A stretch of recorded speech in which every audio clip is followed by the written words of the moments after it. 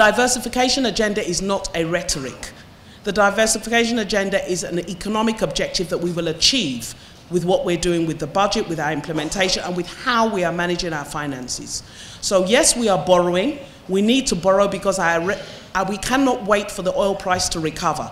We have to borrow to invest in these large infrastructure projects that are needed to unlock the competitiveness in our economy and create jobs for our people.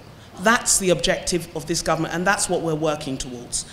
I'm also extremely confident that we will get there. The one thing Nigerians have in abundance, it's probably our greatest intangible asset, is the spirit of the Nigerian people, the entrepreneurship of the Nigerian people, and their hard work. If we can combine those with an enabling environment created by government, I believe this economy can turn around. I know people are concerned about recession. Recession is a word. We can come out of a recession. We can make sure it is as short as possible by sticking to the prescription, which is we must be disciplined in our expenditure, we must invest in our capital, and we must diversify our economy. The economy had been heading in this direction consistently for the last 7 to 8 years.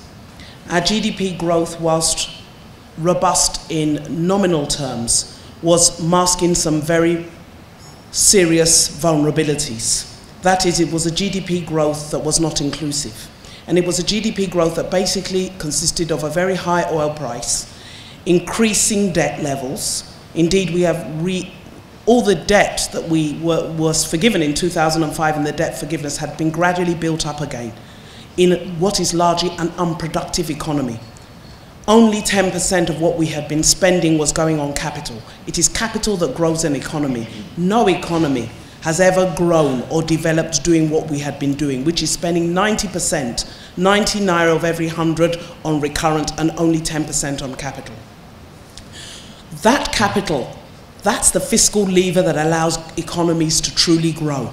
And if not addressed, we will only mask the problem, but the problem will eventually vest. And that is really what we came in to inherit. So what did we decide to do? We had to attack the problem of recurrent expenditure.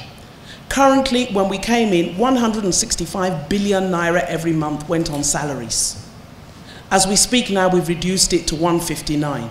If you spend 165 billion every month on salaries, there is very little left for capital.